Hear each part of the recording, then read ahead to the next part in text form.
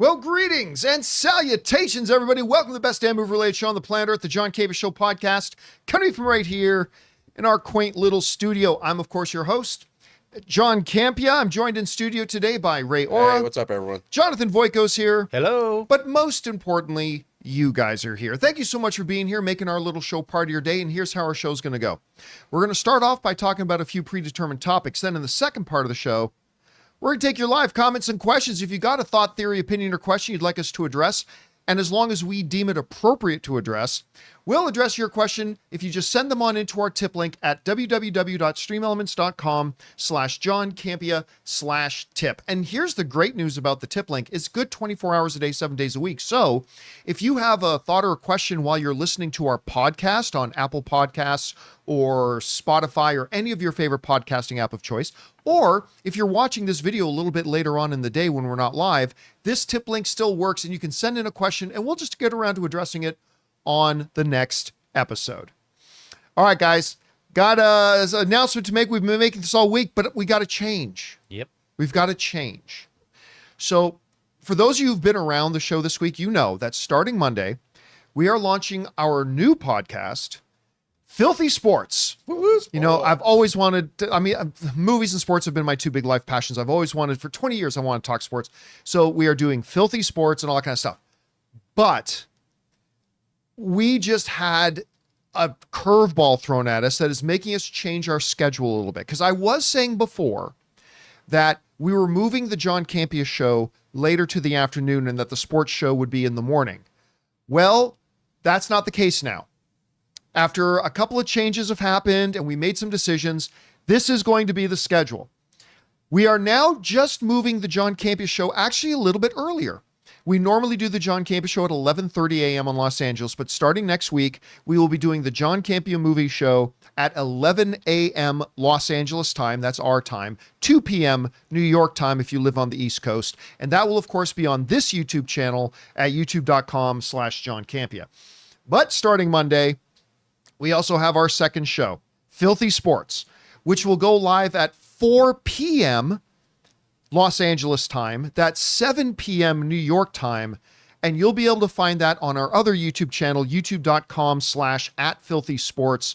You guys, the channel's there now. You can go over and subscribe to it now. So for those of you who want to hang out with us twice a day, we'll be here doing that with you guys. And we really look forward to starting it. And I hope a lot of you guys who are sports fans will come on over and join us for that as well. You know, even though I had a lot of people tell me that they would like to see the John Campea show a little bit later, once we announced we were moving it later, we had a bunch of people saying, no, keep it where it is. So I know.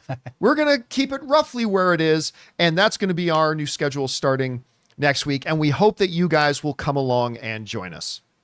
All right, guys. With that down, we got some stuff to talk about. So let's get things going with this. You know, the accidental shooting death on the set of the Alec Baldwin movie Rust is like one of the biggest tragedies ever to happen on a movie set ever. There have been a few that come to mind. This is definitely right up there as well. And I think Jensen Ackles of Supernatural is in that movie as well. I'm pretty sure, if I remember correctly. Anyway, so the trials have happened. You know, the armorer who was responsible for putting the gun on set and saying that it was a safe prop got some jail time, and she's currently serving that jail time. Alec Baldwin was acquitted, and now, but what's going to happen with the movie? What's going to happen with this movie Rust? Because one of the other little details that a lot of people might have forgotten about was that the woman who was the cinematographer that lost her life, her husband later came out and said, like, she would want this movie to come out. Mm-hmm. And he actually came on board as a producer of the movie as well, and saying she would want this movie to come out. Well, now it's happening. As according to reports coming out here, Rust has now set its world premiere date, but Alec Baldwin, understandably, will not be attending the screening. This is what Coming Soon had to say. 3 years after an on-set accident killed cinematographer Helena Hutchins, Rust, an indie western starring Alec Baldwin, will have its world premiere at Poland's Kamerej International Film Festival in late November. After the screening, there will be a special panel discussion with members of Rust's crew, including director Joel Souza, who himself got shot, but survived, cinematographer Bianca Klein, and Hutchins Film School mentor Stephen Lighthill. We knew that our event was important to her, and she felt at home among cinematographers from all over the world who have been gathering at Camarage for over 30 years. Camarage representative said in a statement, "During the festival, we honored Helena's memory with a moment of silence, and a panel of cinematographers discussed safety on set. Now, once again, together with cinematographers and film enthusiasts, we will have this special opportunity to remember her." All right. I have already seen some pretty divided comments over this. On the one hand, there are people, and I understand where they're coming from. There are people out there who think this movie just shouldn't be released, right? Like, somebody died. I get their feeling on that. Somebody died. And with all the circus and everything surrounding it in the meantime, and it's been 3 years, I've been reading some people online saying this is in poor taste, that they shouldn't be releasing the movie. On the other hand, there are other people like myself who feel that, the show goes on. And if her widower, her husband, is saying she would have wanted this to come out, and we think it's important that this movie get finished and get put out, I'm kind of all for it. Now, I know it's not an apples to apples comparison. I know this, all right? But let's say a bus driver in a city passes away. Do the buses keep running, or do they shut the bus system down? They keep the buses running, right? John, it's not an apples to apples comparison. I acknowledge that. I know. I'm just giving a little bit of an analogy here. So I think it's good that it's coming out. I mean, I've got a more apples to apples comparison. Sure. And that would be The Crow. Yep. Where Brandon Lee died. Similar thing. He was shot. Yep. And to this day, are people like they should have never released that movie? Maybe Sure, there's some. There are some people that feel that way. Yeah. But it's a cult classic. A lot of people are like, he was honored. It was released. You know what I mean? Now, correct me if I'm wrong, but just not like last year, we found out that a crew member on Wonder Man, yes, right, died. Yes, I think that was from a fall, right? But yeah, it was. From but either way. But nobody's saying that show shouldn't get released or anything like that. So, and then there was the was it the Twilight Zone or yep? Well, there was awful helicopter crash, horrible tragedy on that. Yeah, but and go ahead. Sorry. I hate to. This is a conversation, but just to clear up the Jensen Ackles, he's not in this movie. Oh, he's not. See, for some reason I thought I'm hearing that he was in it. Yeah, he's okay. Anyway, thank you for clarifying that. That brings us to the second question. Should the star of the film, Alec Baldwin, be there? Now, look, I have been on record. All right. This was not Alec Baldwin's fault, right? He's not a weapons expert. He was an actor on set who was told by the weapons expert, cold gun, that means this is just a prop. This thing we're handing you is a completely safe thing, nothing to worry about. And they handed that off to the assistant director who said, yep, this is a completely safe thing. This is just a toy, nothing to worry about. This is a totally cold gun, is completely safe.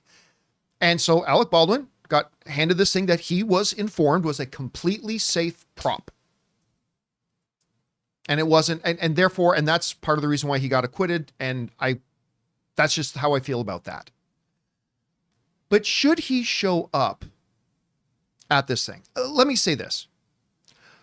On the one hand, I wouldn't have an issue with him showing up and being there. He is the star of the film. And it would almost be not closure, but it would almost be cathartic to have him there, maybe. But at the same time, while I would be okay with the decision to have him at the movie, if they had asked me, I probably would have recommended not going, because if you really want it to be about the movie and you really want it to be about honoring Helena, then bringing the person who is at the center of the circus and the firestorm, it would just become about Alec Baldwin, right? Him being there. And because of that, I think it's the right decision for him not to be there, although I wouldn't have a problem if he was. I guess where I land on that is, what is the family's wishes? And if the family was like, Yeah. look, you were traumatized by this as well. We're going to honor her with this moment of silence and discussion about her. We want you there too. Then he should be there. Do I think he should go down a red carpet and be taking questions? No. But I would also leave it to the family. And also the family said, maybe he should just stay. Then I'm with you. Just stay. Yeah. Again, I don't, and when I say I think it's best for him not to go, I'm not saying I hold him responsible for what happened. Again, he was just a guy handed something that the expert said was totally safe. But you got to recognize that there's still the perception realities and that it would just turn it into a circus. And I think it's best that he not go. So I feel good that they're releasing the movie, particularly knowing that Helena's husband wanted it to come out. And I feel good that he's not going to be there. Now, whether this thing is going to get a theatrical release, I doubt it, but I'm sure it'll be available on streaming at some point. Guys, question is for you. What do you think about this? Rust is now getting its world premiere and Baldwin will not be there. I feel pretty good about both of those things. How do you feel? And here's a bigger question. When it does come out on home video, are you going to watch it? I'd like to see it, but I think I feel kind of weird watching it. I don't know. However you guys feel, jump down into the comment section below and let us know your thoughts. All right, guys. With that down, let's move on to this, shall we? A new trailer for something that I must admit was completely off my radar. I think I remember hearing about it a few months ago, but whatever. New movie called Companion is coming out with Jack Quaid from The Boys. Not creepy at all in this. No, not at all. Totally normal dude next door kind of guy. Dennis Quaid's son, who I love in The Boys. And I even liked him in that Scream movie he was in. But it's a new movie with him and one of the girls from Yellow Jacket called Companion. And I just watched this first trailer. I still don't know what this movie's about. Nor do I. Now, granted, it's a first trailer, right? I think trailers need to tell us what the movie's about, but it's okay if the first trailer doesn't. The first trailer for a movie that comes out is just meant to give you a taste, right? Here's kind of what the feel of this thing is going to be, even though we're not telling you yet what it is. The look on this girl's face was the look on my face watching this trailer. That is the look on my face watching the trailer for Companion. This thing creeped me the hell out and I didn't even know what was happening. Like right away when the guy's serving dinner and Jack Quaid's there and then you see this girl is handcuffed to the table. And then she's stabbing some dude in the neck and oh my God, her arm is on fire. This trailer creeped the hell out of me. Deadline writes this. Yellow Jacket's breakout star Sophie Thatcher plays a woman who seemingly is being romanced at gunpoint by a mysteriously smiling Jack Quaid. In one scene, she is chained to a chair while Quaid wines and dines her. In another, he or someone else chases and then drags her through a forest by the ankle. At one point, she stabs an assailant in the neck. Back at the table, she stares at Quaid and holds her hand over a candle flame until her arm catches fire. There's a shot in the trailer, for those who haven't seen it, where he just casually slides a candle over. She holds her hand out over the candle and just keeps holding it there until her arm catches fire. And I'm like, what's happening? What is this? Listen, man, trailers are meant to get your attention. Trailers are meant to get you intrigued. Trailers are meant to build your enthusiasm for a movie. I know nothing about this movie. And all I know is if it was in a movie theater right now, I'd be running out to go see it.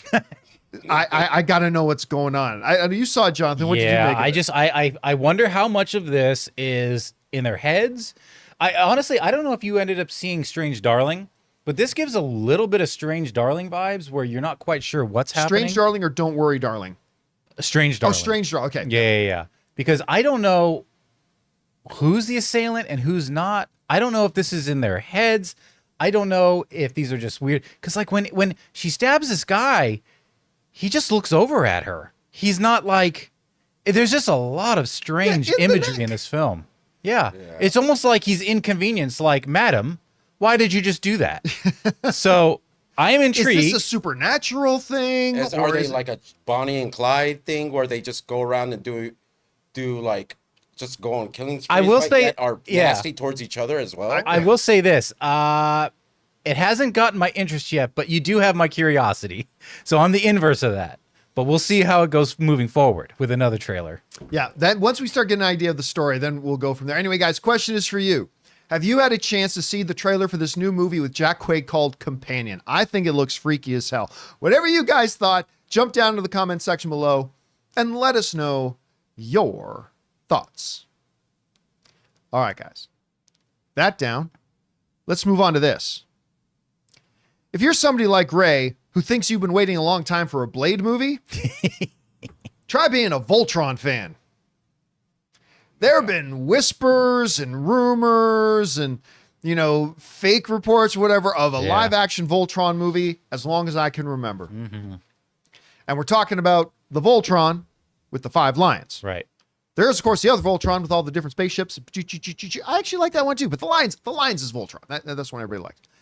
Well, remember some time ago that they announced that Rawson Marshall Thurber, who's worked on a number of Dwayne Johnson's movies, was being brought on to direct a live-action Voltron. But we haven't heard anything about it since, to the point that I've started to doubt that it's ever going to happen. Well, now another major piece of news has come out. Voltron has cast its lead. And it's a kid by the name of Daniel Quinn. I'm going to pronounce it Toye.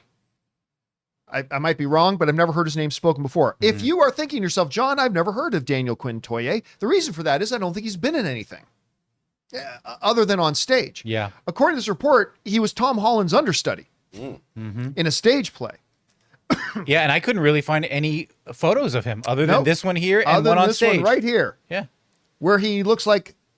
Never mind. That's the filter between my brain and my mouth. I'm not going to say what I was about to say. Anyway, The Hollywood Reporter says Rawson Marshall Thurber, the filmmaker behind Netflix hit Red Notice, which is a piece of garbage movie, by the way, is directing the live-action adaptation, which will shoot this fall in Australia. The story goes on to say this. Newcomer Daniel Quinn-Toye, an actor with nary a film credit to his name, has nabbed the starring role in Voltron, Amazon MGM's big-budget live-action feature based on the mecha anime. Rawson Marshall Thurber, the filmmaker behind Netflix hit Red Notice, again, piece of garbage movie. You should never watch it if you haven't seen it because it's awful, is directing the adaptation, which will shoot this fall in Australia. So it's moving forward. Yeah. Now, in case you're thinking to yourself right now, John, you really seem to be going out of your way to point out how bad Red Notice is. Oh, it's really bad. It's really bad. I mean, I love Ryan Reynolds. Everybody, I'm a Ryan Reynolds guy. Everybody knows that. I'm a Dwayne The Rock Johnson guy. I am. But that movie was horse crap. So you might be thinking to yourself, well, then there's no reason to look forward to this. Here's the thing. Rawson also directed Dodgeball. I love Dodgeball. He also directed We're the Millers. I really like We're the Millers. He also directed a couple of Dwayne The Rock Johnson movies, including Central Intelligence, which I thought was actually pretty good. I will go on record as I enjoyed that movie. I like Central Intelligence. I think it's a fun movie. Yeah. Now, he also did Skyscraper with Dwayne Johnson, which I didn't love. And then that pile of horse manure, Red Notice. So, I mean, listen, he's got some wins, right? He's got some wins. And maybe he can bring that to Voltron. All right. As far as hiring a complete unknown, hey, if he's good enough to be Tom Holland's Broadway understudy, fine. Clearly, the kid then has acting chops. Sure. So that's fine. Really, the bigger story to me than the fact that they got this kid to be the lead is that it actually guys, it looks like this movie's happening. We're getting a live action Voltron movie. And thank God for Amazon MGM. They picked up He-Man. They're picking up Voltron.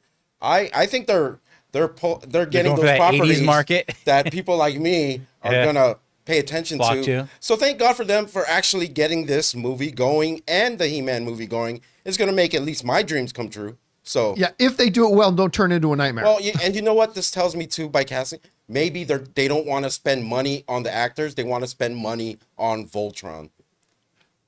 Maybe that's where the budget is going. Well, maybe just they think this kid is the right fit for the role. You know, how much is he really getting paid? Oh yeah, right. He ain't getting paid as much as if they got Tom Holland. So right. I trickle down from him. Sure. Maybe he's the top. So then maybe it's like everyone else. Oh, I doubt it. I mean, look, the reality is you're going to have to put some names in this, right? Yeah, you got to put something in there. You got to put some recognizable faces in this. And I kind of think that with, like, when they did Thor, they put Chris Hemsworth in it, which really nobody knew.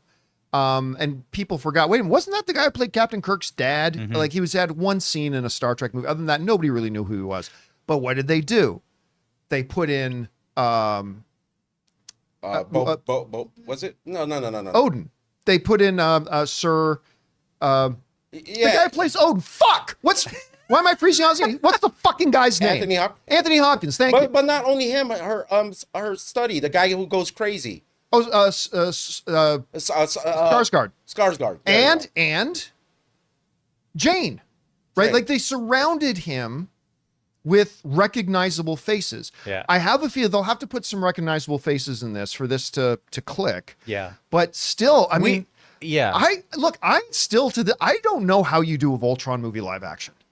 Well, I don't know how you do it, but I'm fascinated. We kind of saw a glimpse of it a little bit at the end of the latest Power Rangers movie, the one where they transform at the end. Yeah. So we've seen that thing, but I hope this movie does it better. I just hope it just does it better because and listen, I've been on record. I didn't mind that Power Rangers I actually movie. like that movie, to be honest. I had a relatively good time watching it, and I was poo-pooing that movie the whole time, and then it came out. I'm like, you know what? I'm not going to lie. That was actually kind of enjoyable. If they can at least make Voltron doesn't have to be great.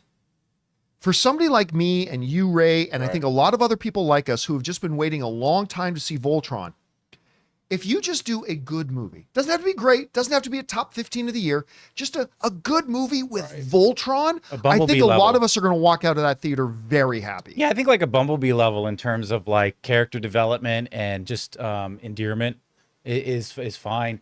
I would say a couple things. This actor kind of gives me the Asa Butterfield runner-up for... I thought that's who it was at first until I reminded myself he's a lot older now. Yeah, and he is. And that goes to my next point is that we look at him right now, we think, wow, he's very young, but this movie's not going to hit the ground running for a while. And I honestly don't know how old he is. I mean, Tom Holland's in his mid-20s. If he was Tom Holland's understudy, they got to be close. He might just look young. Terribly. I mean, maybe this picture, I'll bring this picture up again. Maybe he just looks really young. That's an older picture, too, maybe it's an older picture. Yeah, I don't know how young the kid is. And as far as not knowing, sometimes we go through this where they're kind of an unknown, cast for something down the line, but there could be something in between that drops that we're like, oh, we know this kid now. That's true. That's happened before. Right. It's like, oh, this movie's got this guy who's in that other thing that's coming out soon. Like a ball of just his stuff just comes out all at the same time. And then suddenly we know like him. Paul Walter Hauser. He came out of nowhere for me, at least. There have certainly been actors that got cast in something big, and then other studios rushed to cast that person in other projects that they even put out first. So that has happened before. I think you're absolutely right. I wouldn't be surprised at all if we see this kid popping up in another movie before Voltron even comes out. Right. So I don't know. I, for one, am looking forward to this. I hope they can do it justice. We'll see. Guys, question is for you. What do you think about this? Voltron is moving forward. They've now cast their lead actor. They're going to start shooting here. Are you looking forward to it? Are you nervous about it? I have some optimism for it. Anyway, whatever you guys think, jump down to the comment section below and let us know your thoughts. All right, guys. With that down, we still got to talk about The Lord of the Rings, Rings of Power Season 2 had its season finale drop last night, and I have thoughts. Also, you know that those reports and rumors going around that Tom Hardy is going to now jump over to the MCU as Venom? Yeah. Tom Hardy just confirmed this is it. He's done. He's not playing Venom anymore after Venom 3. We're going to talk about those things and a few things more. But before we do, we're going to take a quick second to thank a couple of sponsors of today's episode of the John Campea Show podcast. Our friends at Miracle Made and The Perfect Gene. Guys, we want to take a second to thank a sponsor of today's episode, Miracle Made. Guys, it's hot outside and your nighttime bedroom temperature has a huge impact on your sleep quality. So if you wake up too hot or too cold, I highly recommend you check out Miracle Made's bed sheets. Miracle Made sheets are inspired by NASA and use silver-infused fabrics that are temperature regulating so you can sleep at the perfect temperature all night long. There are just so many things that make these sheets so fantastic. We already mentioned the self-cooling properties for better quality sleep, but they're also self-cleaning. These sheets are infused with silver that prevent up to 99.7% of bacterial growth, leaving them to stay cleaner and fresh 3 times longer than other sheets. No more gross odors. So go to trymiracle.com/Campea. That's TRYMIRACLE.com/Campea to try Miracle Made sheets today. And whether you're buying them for yourself or as a gift for a loved one, if you order today, you can save over 40%. And if you use our promo code Campea at checkout, you'll get 3 free towels and save an extra 20%. Miracle is so confident in their product, it's backed with a 30-day money-back guarantee. So if you aren't 100% satisfied, you'll get a full refund. So upgrade your sleep with Miracle Made. Go to trymiracle.com/Campea and use the code Campea to claim your free 3-piece towel set and save over 40% off. Again, that's trymiracle.com/Campea to treat yourself. Thank you, Miracle Made, for sponsoring this episode. Guys, we want to take a second to thank a sponsor of today's video, Dollar Shave Club. Hello there, my fellow handsome gentlemen. Nice face you shaved there. Whether you're going smooth shaven or maintaining a beard, Dollar Shave Club offers shave and grooming products that are always high quality, but never overpriced. If you like to wet shave for that clean, close shave, they've got the Club Series 6 Blade Razor. A shave so comfy your skin will take a nap. 6 stainless steel blades for our closest and most comfortable shave, with a vitamin E infused lubricant strip for comfort and glide and precision trimmer for precise detailing. Their amazing shave butter, clear view, smooth glide, designed for precision. Shave butter is a translucent shaving cream alternative that allows you to see exactly where you're shaving. Bonus, it has long-lasting lubrication that helps soften whiskers for maximum glide and leaves your skin feeling hydrated. But don't take our word for it. Try it for yourself. You can visit their site right now for 20% off, $20 or more, and get your products delivered right to your door. Visit dollarshaveclub.com/Campea and use promo code Campea for 20% off, $20 or more. And remember, however you shave, Dollar Shave Club is here to help you stay handsome.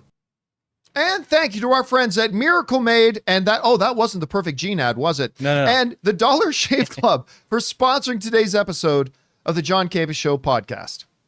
All right, guys, that down, let's move on to this, shall we? We've talked a lot about it over the last number of weeks, the last month or so. I obviously was extremely disappointed, like a lot of people were, in Lord of the Rings, Rings of Power Season 1. Mm-hmm. I was so excited for that show, waited for years for that show, and it finally came out. And, I nearly tapped out of it after one episode, but I labored my way through it all. And look, it had some things going for it. It did. It had some high points. But, overall, I was tremendously disappointed in it. So I was not looking forward to Season 2. Season 2 thus far, I have never seen a show turn things around from one season to the next like Lord of the Rings, Rings of Power has. It went from being a show I almost couldn't even get through and I was incredibly disappointed in, to a show I legitimately think is great. I think this is a great second. Don't get me wrong. It's not Shogun. I don't think it's House of the Dragon, but it went from so disappointing for me to being so good. Like as much as I was disappointed in Season 1, I have enjoyed it that much in Season 2. So that brought us up to the finale.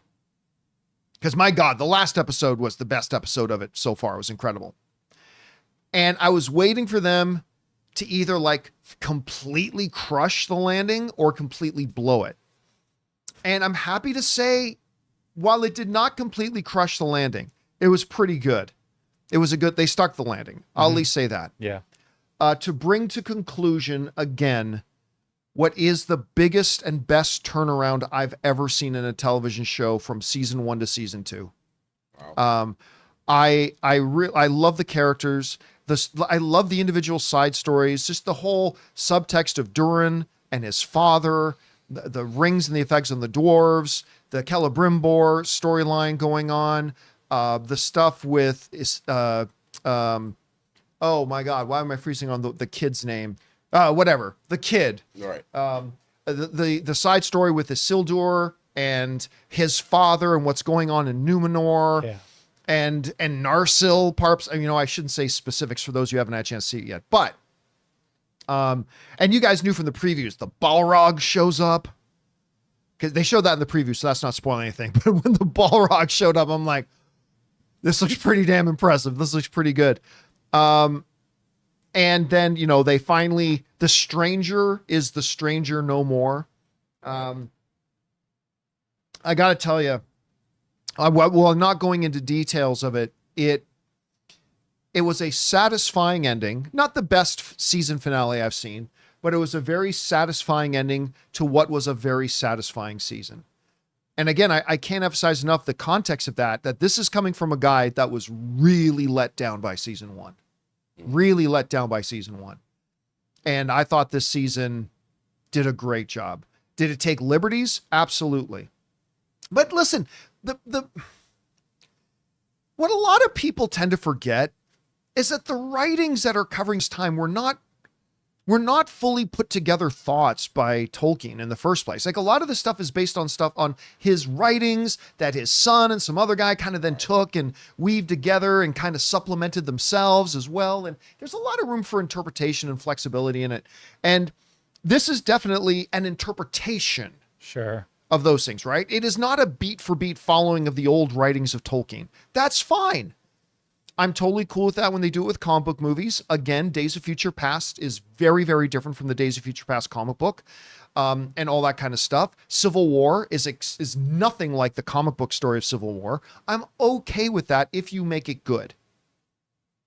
They didn't make it good in season one. They found a way to make it good in season two.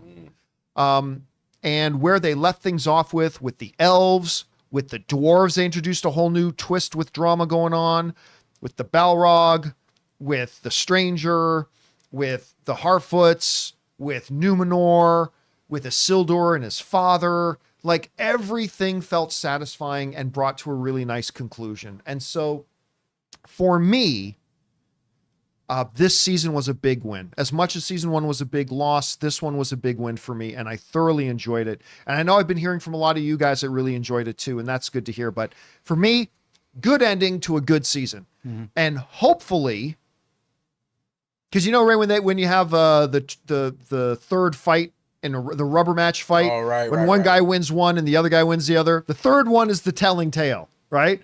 The third season is going to be the thing that determines if Rings of Power overall is a good show or not. Because if they drop the ball in season 3 like they did in season 1, But if they nail it again like they did in season 2, that says a lot. Because I think many feel that it should only go up from here, right? For at least, you should be tracking up, yeah. Yeah. Sure. So hopefully they do just keep improving the show. Whatever. You didn't sound like you had much gripes this season. Like none at all. Like that's the first time I think you reviewed or at least talked about the episodes when we did on the show that you didn't. I've only heard positive. Like I'm trying to think of some things. Like what could they improve on? What would you like to see? Even if it's nitpicky, if it's hard for you to tell. You know what? If you don't have anything, then okay. One big problem I had with this season. Because remember how disappointed I was in season 1? The one great thing about season 1 was the dynamic and relationship between Durin and Elrond. Whenever those two guys were on screen together in season 1, the season was salvageable. This season, they really went away from it. I mean, we got like one good scene with the two of them together, and it was great. But I just thought that was the strongest thing of season 1. And I think if I had to, in hindsight, say, what's one thing they really could have done better, I think they could have found a way to have more of the best on-screen dynamic in the show, which is Elrond and Durin together. And I wish they had put more of that in that. By the way, there are people in the live chat saying, yes, Jensen Ackles is in Rust. Oh, he is. I didn't see him in I didn't see it on IMDb, yeah. Yeah. Maybe they took him out. Maybe he did some of it and they took it out. Anyway, that's a side point there. Well, thanks for correcting that, whoever did. So, I mean, so that's one thing I think they could have done. But that's more of a story, like the person. That's more of like the writing, right? More towards the writing. That's definitely the writing. 100% the writing. Yeah. But as like maybe aesthetically, maybe pacing, any of pacing was way better than than the first season. The pacing was much, much better. Because a lot of the stuff that bothered me in the first season was aesthetic. They just never got to anything. They dragged everything just like what lingered. Yes. Everything just felt like everything was lingering. And to get to anything significant, I felt like you were walking through 3 feet of mud, like just slowly with laboriously just trying to get there. Everything this season flowed so much better. Yeah, and I would also say we've talked about this before where you have cause and reaction or whatever. It's like the first season, I felt like things just happened because they wrote it. That just happened because it happened.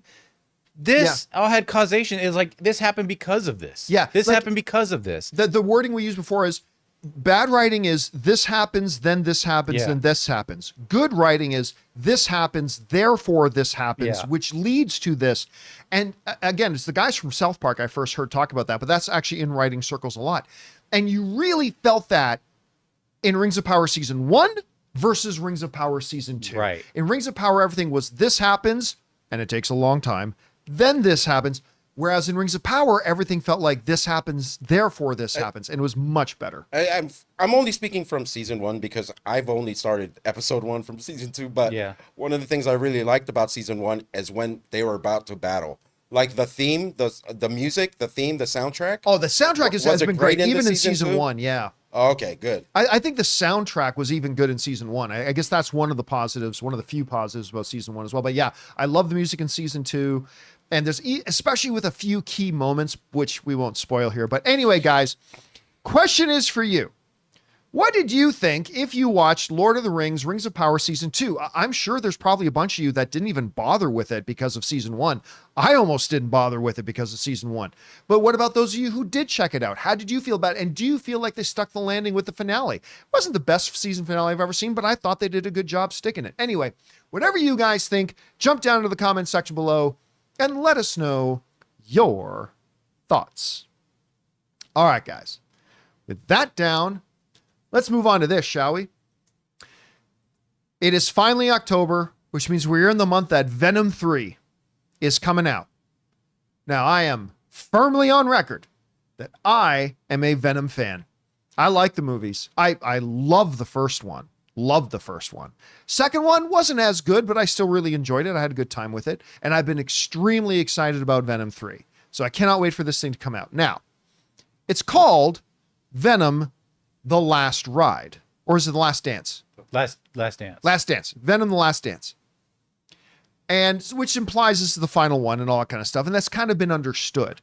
But there have been rumors and whispers and reports going around lately, which I said I doubted, that Tom Hardy was going to jump over to the MCU as Venom, and we're going to get Tom Hardy as Venom in the MCU and all that kind of stuff. I said, you never know. It's possible, I suppose, but I don't personally buy it, but we'll see. Well, apparently Tom Hardy is saying, no, this is really it. This comes to us from MovieWeb, who wrote, Hardy took the time to thank the fans for their support throughout the franchise, which first began back in 2018 when the hugely successful Venom came out. Check out what Hardy had to say. This is what Tom Hardy said. That's all she wrote for me and the big guy. We promised to make this the best of them all. We loved making these. Thank you for your support. Come join us for The Last Dance. For those of you that enjoy a good time, from all of us in the team, let us entertain you. And he said, that's it. That's all she wrote for me and the big guy. I'm done. He affirmed that in another interview as well, by the way. He said, that's it. I'm finished. I'm done. I've made I made 3 movies with them. We've had a blast. We hope everybody enjoys it. We think this is the best one of the 3. Of course, an actor's going to say that, but whatever. Still nice to hear him say it. And this is it. I believe him. I totally believe him. I think, remember, he's an Oscar caliber kind of actor. And I think he's got a lot of projects he wants to do. And he's got a lot of offers on the table. And you've done 3 of them. Which is more than I think he probably even ever thought he would get to do.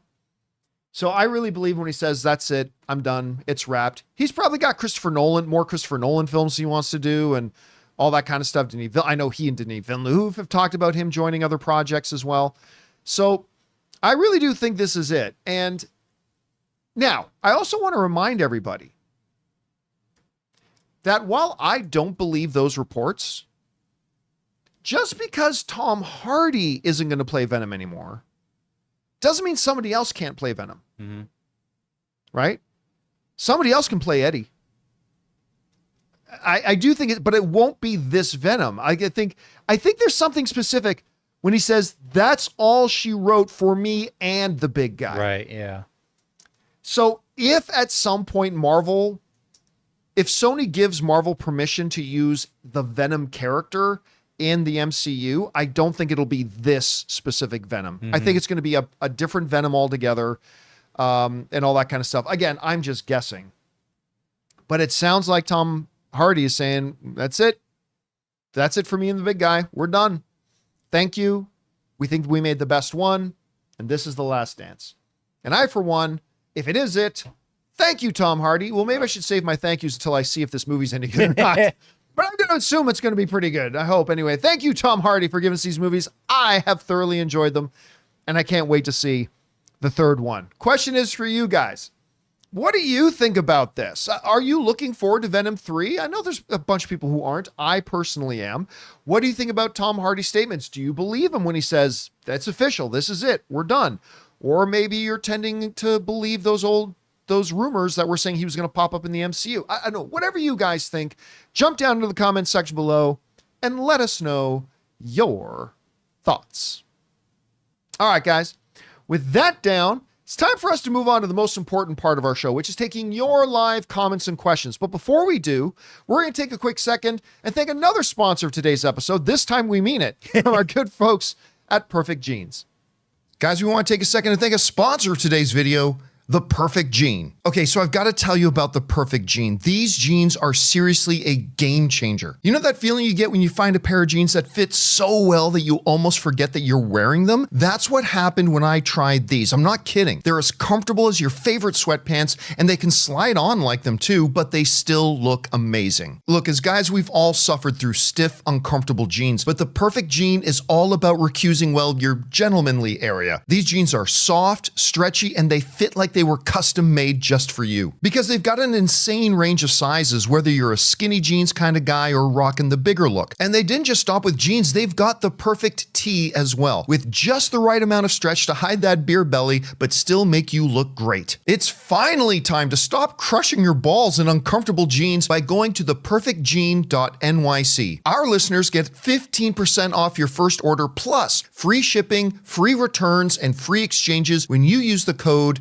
Campea15 at checkout. That's 15% off for new customers at theperfectjean.nyc with the promo code Campea15. After you purchase, they'll ask you where you heard about them. Please support our show by telling them that we sent you. F your khakis and get the perfect jean.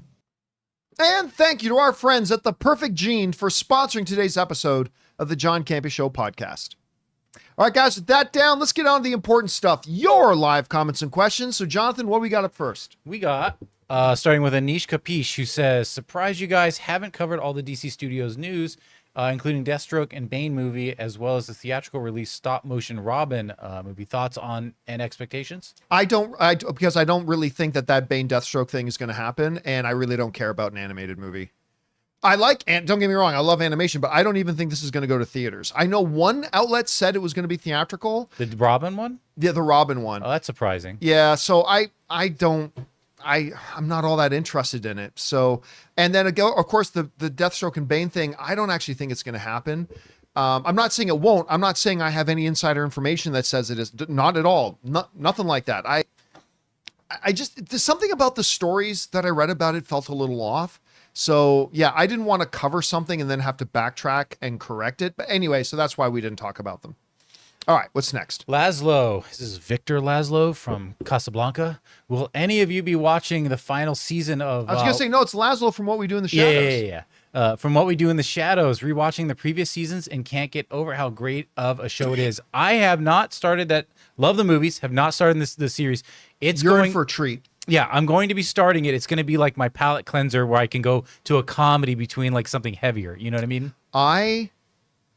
Listen, I admit, I said I didn't think... I thought doing a show was just going to be a cheap knockoff of the movie. Even though it was still being done by the same people, I still said this is going to be a cheap knockoff of the movie.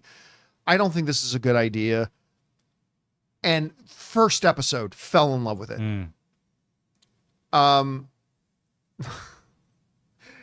Nadia and Laszlo and Nando the Relentless. I love this show. I'm going to be so sad when it's done.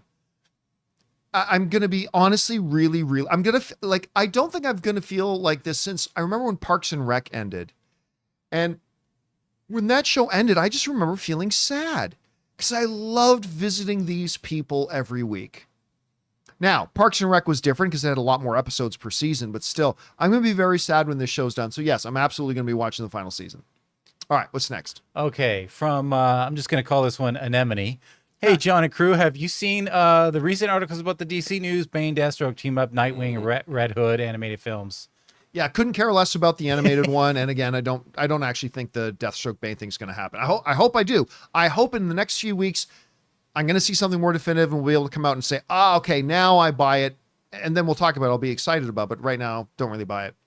All right, what's next? Okay, Anonymous says, Joker 2 was so expensive because Joaquin didn't shoot in New York this time.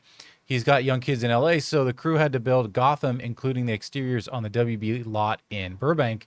That much construction ain't cheap. Yes, it is. It's absolutely cheap. It's all facades. All movies do that all the time. And most of those... Yeah, it's all facades. See, like if you ever are in LA, take the WB lot tour, and they'll drive you around it. Most of that stuff's built. They can do it overnight. Yeah, most of that stuff's already built. Yep, it's already pre-built. They just throw up the facades, and it wouldn't cost that much. That is not what made it cost $200 million at all. Not remotely. That's actually the cheap way to do things. It's cheaper to do that than try to get the permits and block off 6 city blocks in New York City, say, to try to shoot it down there. It's cheaper to do it on the lots. That's why they do it. That is not an expensive thing. I mean, it's expensive for you and me, but it's not expensive in terms of movie making. It is certainly not the thing that took the budget from $65 million to $200 million, like at all. That's the easiest thing in the world. Movies do it all the time. All right, what's next? Anonymous tips $20. Thank you, Anonymous. And says, hey, I hope you are all well today. As a lifetime Superman fan, the upcoming project is my most anticipated movie. When do you think the smartest time is to start marketing this movie? I'm sure the marketing has to be on point to establish the new tone. Super Bowl. I was thinking around the same time. Yep, I think because Super Bowl, when is the Super Bowl's in February? Let's see. Double I check think that. so. I think it's in February.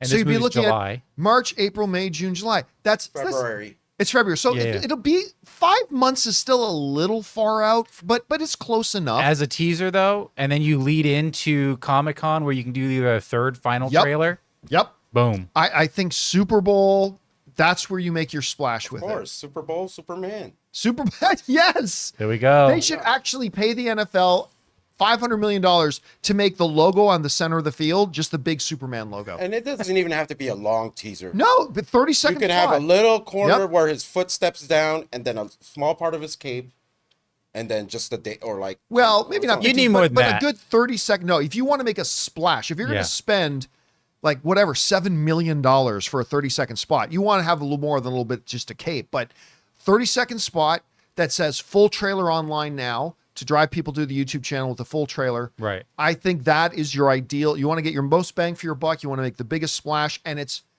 close enough that you're not wasting your money. Because you put the trailer out too far in advance, you're just wasting your money.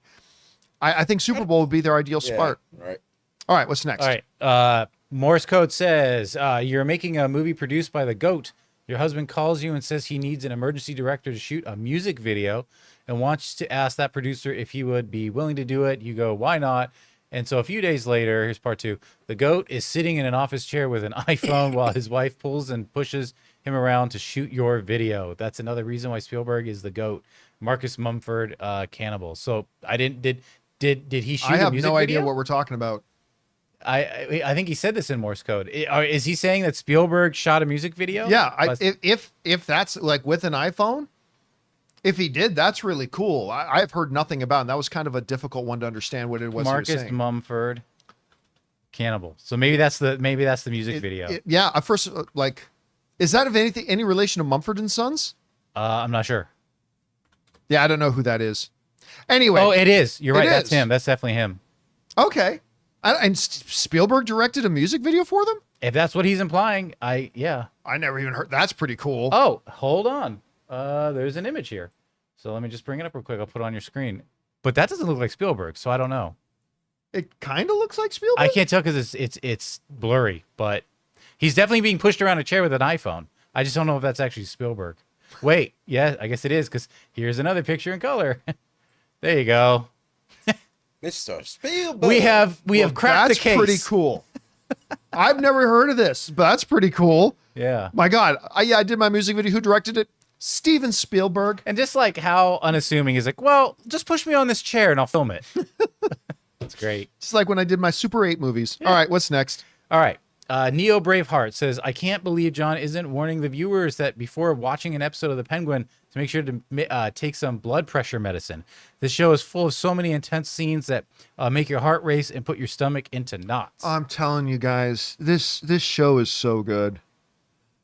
Like, I can't believe, like, just in the last number of months, I got to watch House of the Dragon. That season was awesome. Shogun, one of the best shows I've seen in years. We're getting Penguin right now, which is just, I mean, we're only 2 episodes in, granted, but it's pretty freaking spectacular so far. And you're right. Like everything from when he's with the guy who's tied up down in the basement to when they're searching for the pocket knife and like the tension in this in the show is so off the charts. I mean, I'm loving this show so far. I can't believe how good it is. All right. What's next? Okay. Neo Braveheart's back says, John, if you end up producing another documentary, I hope it'll be about movie theaters, their importance, future struggles they face, and how they can build a better community for moviegoers. Let me see that again. I didn't catch any of that. Sorry. If you end up producing another documentary, hopefully about movie theaters, their importance, the future struggles they face. Nah. Because then I'd have to talk to movie theater executives, and I don't want to do that. But hey, listen, you know what? That's a documentary I would watch.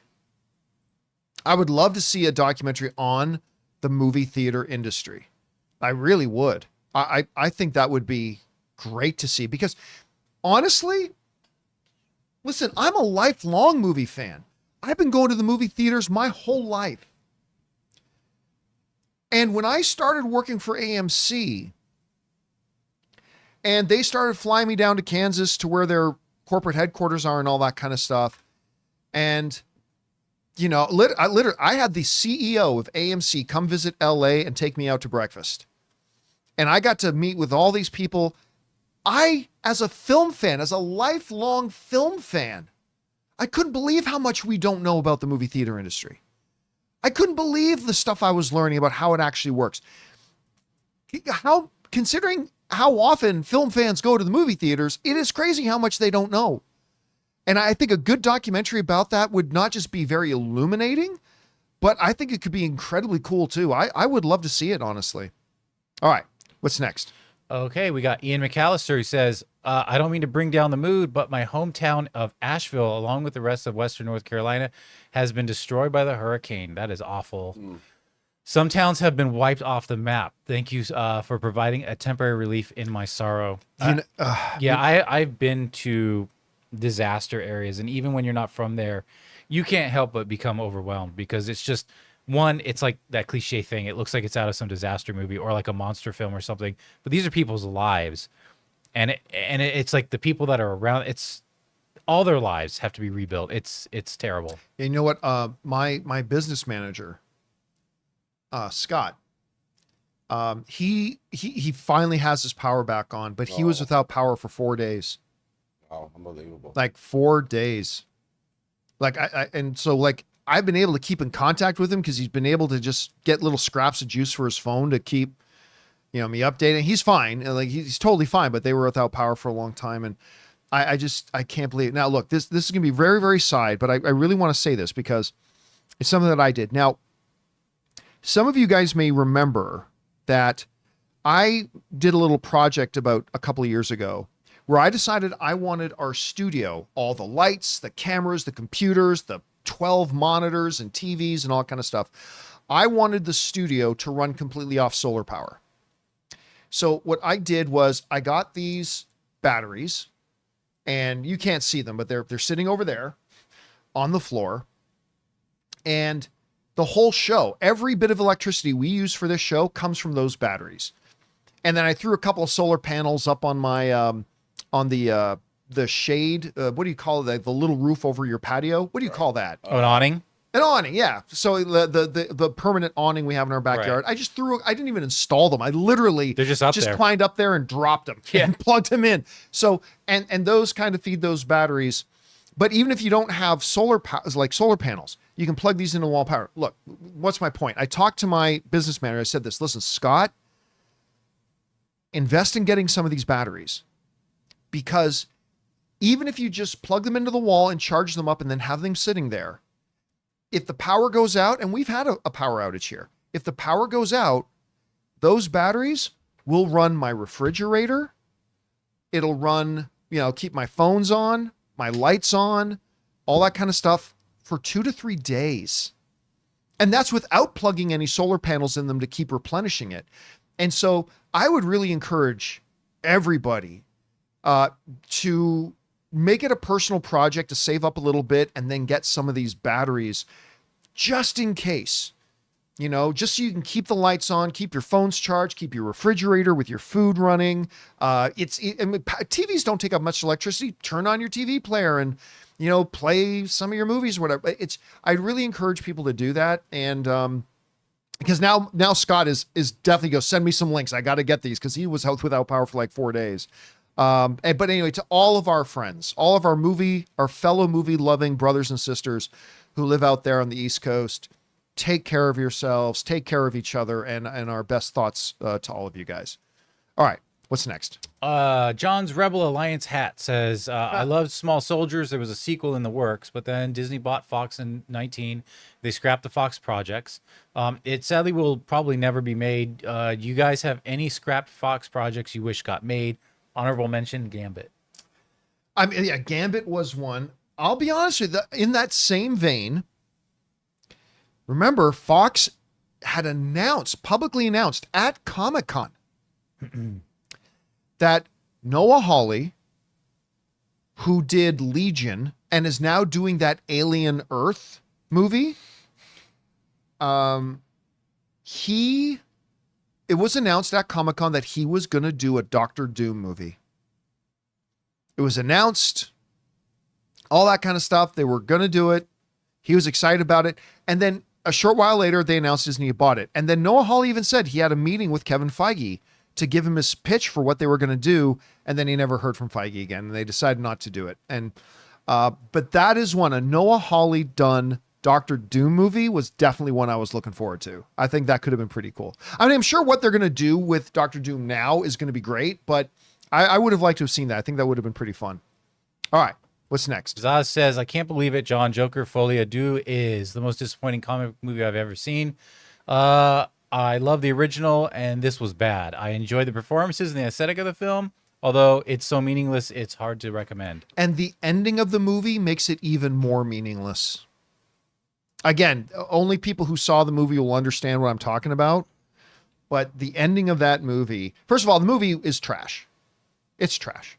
It had nothing to say. It was a completely, utterly pointless movie. All the things that made the first Joker so great were completely absent from the second. It's just a trash movie. Totally trash. And the ending just made it even more pointless. It wasn't cool. They did this little thing at the end that thought, oh, this will make it cool. No, that just made me go, why did I bother watching these two movies?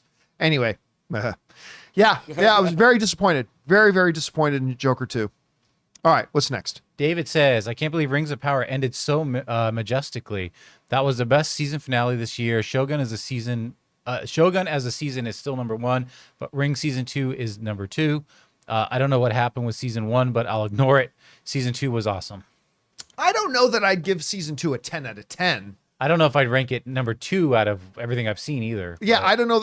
I mean, I still put House of the Dragon ahead of it. I still put, obviously, Shogun ahead of it. But look, the thing is, I am just so blown away by the quality difference between season 1 and season 2. It's like a team that, like, what's it? The team that Showtime coaches, Colorado, right? So he goes to a Colorado University team that I think won one game the year before. Oh, you mean Deion Sanders? Yeah, Deion. Yeah. They won one game the year before he took over, and then he took over and they won like 4 or 5 games. And this year they're already 4-1. I mean, look, are they national champions? No. Is Rings of Power the best show out there right now? No. But it's amazing how much better it was than before. And that's the thing. Like, that's part of the thing that makes me so impressed with it and so happy with it, was that it's just, is it the best? No. But it's so much better than it was. And I really hope they're able to carry that through. All right.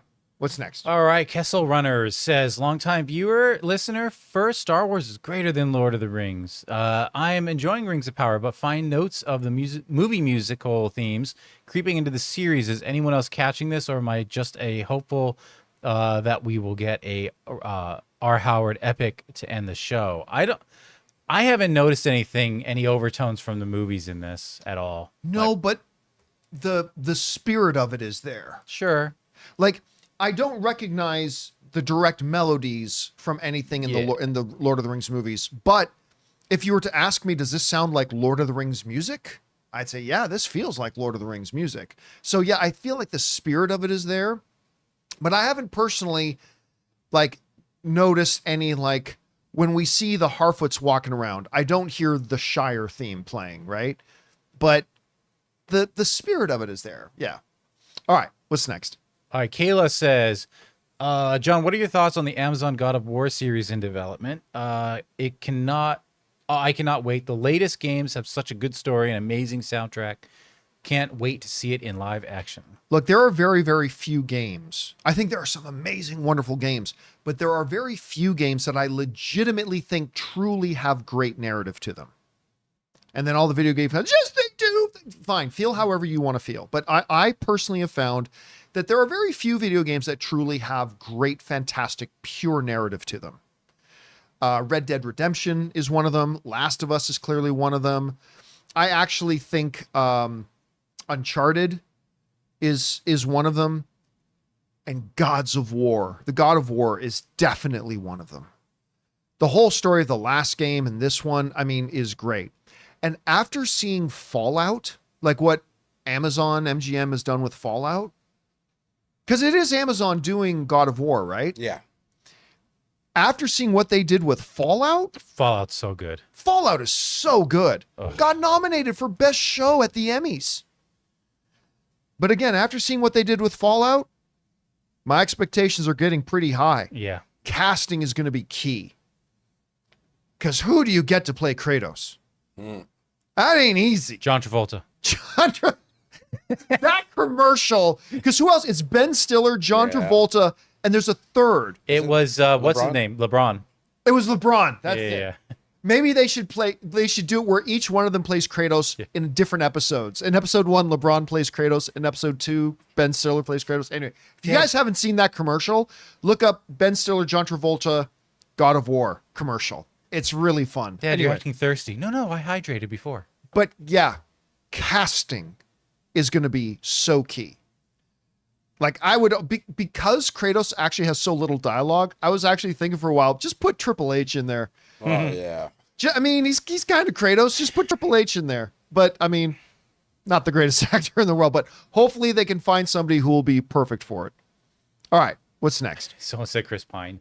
Matan says, looking at the poster for Red One, I can't stop to think to myself how post Knives Out, Chris Evans became the Scott Pilgrim character, making fake movies usually for Netflix. I hope that his roles in Ethan Coen and Celine Song's next films can change that. Yeah, listen, there is something about Chris Evans's career because he is actually a wonderful actor. He's a really good actor. But I think in his post Captain America days, he's done a couple of smaller films.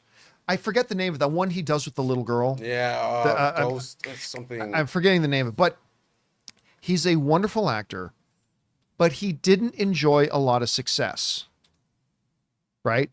Post Captain America, even though he's done some really good work, he hasn't had a lot of success. Gifted was the name of it. Thank you guys. DMXL or DMLX was the first one to say that in the live chat. Gifted, yeah, really nice little movie. Defending Jacob was really good, but he hasn't enjoyed the success. And I wonder, and then he did that one with Ryan Gosling. Gray Man. That movie sucks ass. That movie's so bad. But I can't help but wonder if maybe he's like, but then again, this Red one he did with, remember, they filmed this like 2.5 years ago. Like they filmed this a long time ago. So, but I wonder if we're going to see Chris Evans want to get back into the more blockbuster stuff. Again, I want to see him come back as Captain America, but we'll see what happens. All right, what's next? Twilight Boy. Twilight Boy. Late to the party, but here's my 5 most anticipated for October. At number 5, Piece by Piece, Smile, 2, Woman of the Night, and then Venom: The Last Dance, and then Terrifier 3. You're on your own for Terrifier 3. You know what? I'm going to say this. Not going to be popular. I finally watched one of the Terrifiers. They're to me, it's silly. It's not good. Like there's good horror. I guess it has its niche. I don't get the appeal. That's fine. Like I like great gore and I like great creepiness. I don't know. Terrifier didn't work for me. And like somewhere out there right now, there are people like going, what? But no, there's people out there right now saying, do we even know cinema? I guarantee it. But yeah, it's hey, you know, for those of you who like Terrifier, and I have a former assistant who loves it, but I didn't find much good about it. But hey, that's the beautiful thing about the art, right? Yeah. It hits us all in different ways. Terrifier didn't quite do it for me, but it does do it for a lot of people. All right, what's next?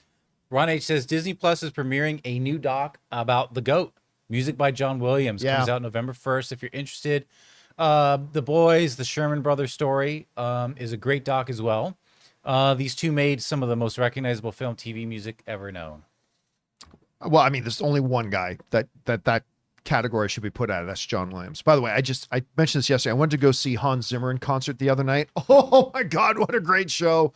Oh, it was so good. But John Williams is the GOAT. And I'll be honest, oh God, I'm so scared that any day now we're going to get word that John Williams passed away. Yeah. Because it started... He doesn't have the energy. It started a couple months ago where he didn't show up for the annual John Williams concert, and David Newman had to conduct the whole thing. And they just said, "Oh, John's under the weather right now." But I don't think he's made, and I hope somebody can correct me if I'm wrong, but I don't think he's made any public appearances since. And I'm getting very, very worried. At any rate, yeah, it was great to see that they're doing this documentary, and I'm really looking forward to seeing it. All right, what's next? Okay. Dildar the Glorious says, finally saw Beetlejuice 2 and I really enjoyed it. I did too, but I can see it not being for everybody. Only things I didn't like was that there was too many plots going on and Monica's character was wasted after that build up. Other than that, I had a good time. She just kind of floated around. It was like, what was going on with And it her? was pointless to the story. Yeah. It literally had zero impact on the story, the whole Monica Bellucci thing. You literally could have taken her character out of the movie and it wouldn't change the movie. I that's the thing I got. I guess the biggest thing for me, like, because a lot of people like Beetlejuice too. And I like the original Beetlejuice. I hated this movie. And somebody asked me, like, we were at a birthday party a few nights ago and Beetlejuice 2 came up and said, if you had to boil it down, like, what we think is the main thing that made you dislike it? And I think it might have been the main thing is that there are few things as painful to watch than a comedy movie that isn't funny. And other than that one moose joke, which was hilarious, nothing in this movie was funny. I didn't even grin at anything they did. I look at these films more as satirical than straight comedy. So, but satire should still make you laugh. Yeah.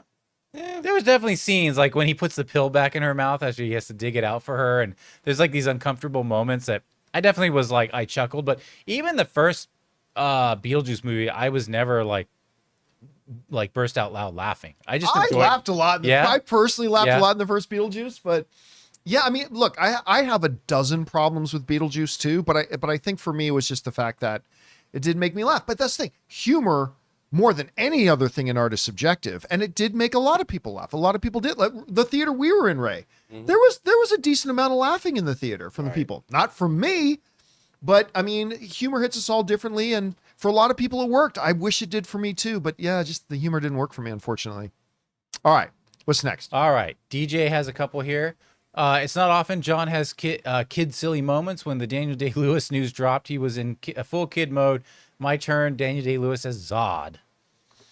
I'd take it. Well, I'll take Daniel Day-Lewis as anything. I mean, I'll take Daniel Day-Lewis as Jimmy Olsen. yeah. But I mean, Daniel Day-Lewis as Zod? Oh, hell yes. I would totally. I mean, again, Jonathan's right. You put him in any role, I'll take it. But he is the greatest actor of all time. I don't even think it's close. Film-wise. Sure. Film-wise, there's never been an actor who's come close to Daniel Day-Lewis. He is the best there is, best there was, best there ever will be. And put him in anything in that. But yeah, I'll take him as Zod for sure. Even Walter is saying in the live chat, Daniel Day-Lewis is Catwoman. Sign me up. Great. I'll take it. Great. I'll call him Selena. All right, what's next? DJ says, No Way Home and Snyder Cut for me are two examples where studios made choices for the fans and not the bank. Snyder Cut making it, No Way Home not putting Garfield and Maguire in the trailers. Both I thank them for. Warner Brothers obviously took a bigger hit. Make no mistake, Warner Brothers did it because they thought they could make money. Because the CEO of the studio got fired for that decision. He lost the studio nearly $70 million and he got fired for it because they thought it could make money. They got convinced that this phantom online movement and all that kind of stuff was going to equal big dollars if they did it. It was going to equal massive amounts of signups. It proved it was a loud minority. Yeah, it was a very vocal minority that didn't do anything for them. They thought it would lead to this avalanche of brand new signups for Max and all this kind of stuff. Never happened. And they lost their shirts over it. They did not do it for the fans. No studio does it for the fans. They do it because they believe it's what ultimately will make them more money. Even the Maguire thing, that wasn't about the fans. That was about, they just felt that the explosion from that would have its biggest impact if they saved it until opening day. It was a strategic move. Believe me, listen, and I don't fault the studios for that. The movie business is a business. You don't go to your job every day just because you like your job, and hopefully you like your job, but you go to your job every day because you're going to get a paycheck for it, right? Businesses are in business to make money. They always do it with what they think will make them the most money. And sometimes the stars align, and what would be really great for the fans is also what would be really great for business. That often happens. We can get that alignment where what the fans would really love and what would be great for business align, but sometimes they don't. In the case of the Snyder Cut, they did not do it for the fans. They did it because they thought the fans, these people who've been all vocal and everything, would actually get behind it and support it, and they didn't. And the dude got fired for it. And they lost tens of millions of dollars because of it. You ask those executives, do they regret greenlighting it and making that movie? They absolutely regret it. Because in the long run, it just cost them tons of money. Anyway. All right, what's next? DJ says, my girlfriend is super tidy, likes everything in its place. It really annoys her that significant films in the MCU are not on Disney+. She asks why have they just not paid Sony for them so the library is complete, or had it in the contract when made? There are no films in the MCU that aren't on Disney+. Yeah, I think she's talking about like the Spider-Man films. Like, well, there would be the like Tobey Maguire or whatever, like, and then like Morbius or anything else. Those aren't in the MCU. Yeah. And licenses ebb and flow with time, and the contracts expire. And then, like right now, I think Amazing Spider-Man and Amazing Spider-Man 2 are on Peacock. Are they? Yeah. Yeah. I mean, yes. Look, I can already hear some people saying, well, John, because of multiverse. No. Well, because of multiverse, freaking Seinfeld is in the MCU. Well, somewhere in the multiverse, Seinfeld's a thing. So that doesn't mean it's in the MCU. So I would just say, look, any real MCU things that are actual true MCU. Now, the one exception, by the way, I was about to say this and I just saw somebody said this in the live chat too. The one exception might be the Incredible Hulk, but I don't know where they put that. It might be on Disney Plus. It might not be. Because we're talking about the Edward Norton Right. one, not the Phantom Nick Nolte one. Right. But anyway, Right. but other than 'Cause that, that's still the MCU technically. So Q is saying Hulk is on it. So yeah, there you go. Anyway. All right. What's next? Ryan Dude says, with the announcement of the animated dynamic duo about Dick Grayson and Jason Todd, do you think we are any closer to any DCU Batman casting announcements? I'd imagine that you'd need a cast shortlist to start production. No. Have you been- I don't even think this thing is going to be connected. First of all, I don't think it's actually going to be connected to the true DCU, to be honest with you. But no, I wouldn't take an animated project like that as having any relevance as to what we might see or not see in the live action side. There's a Creature lot. Commandos is different, but I don't think this one will. Yeah, there's a lot. I don't click on them, but there's a lot of clickbaity headlines on YouTube of like Warner Brother execs want Robert Pattinson as the DCU Batman. Yeah, now. that's I'm like, bullshit. That's Not so true. stupid. Yeah, not true. Yeah. All right, what's next? DJ says, my friend just watched Spider-Verse movies and his mind was blown how good they are. He claims if they were live action and right marketing, they would be billion-dollar films. They'd also be incredibly expensive too. They're that good. For the art, animated is brilliant, but for the money, he is right. Or is he right? No, he's not. Because animated movies can be billion-dollar films. Sure. Guys, the #1 box office movie of the year is an animated film. Last year, the second biggest box office film of the year was an animated film. Right? I mean, animated films can be billion-dollar films. One of the things working against Spider-Man Into the Spider-Verse, which is a masterful movie, and so the sequel might be even better. I love these films. But for most people, Peter Parker is Spider-Man. Like, while there's some comic book nerds that know Miles and stuff like that, most of the general public don't. And I think that was a big thing working against it. Now, that introduced them to Miles. And Ray, do me a favor, pull up the box office, the total worldwide box office for Into the Spider-Verse and Across the Spider-Verse. Because I'll tell you what, as we wait for Ray to bring the numbers, Right. because that first one introduced us to Miles, people got to know him. The second one made a hell of a lot more money. 393 for Into. So almost 400 for Into. And I think the second one made almost 600 or over 600. 690. 690. Wow. So like 300 million more, nearly double for the second one.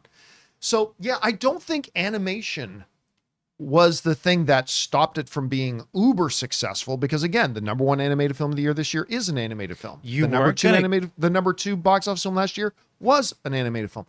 But I think it's more just the whole Miles Morales aspect. Yeah, but also, I don't know. I want it animated because you're losing that dynamism that you get with that insane artwork that's happening. You're not going to get that on film. I know there's some people that think, oh, you just make that live action and you just use special effects. No, you're not do getting it. those crazy like dynamics that you're getting in this animated film that you would ever get. The style of the Spider-Verse movies are an integral part of the DNA of what makes those movies the way they are. And you're right. There's just no way to really do those. There's just certain things you can do in animation that you can't do in live action. Yeah. All right. What's next?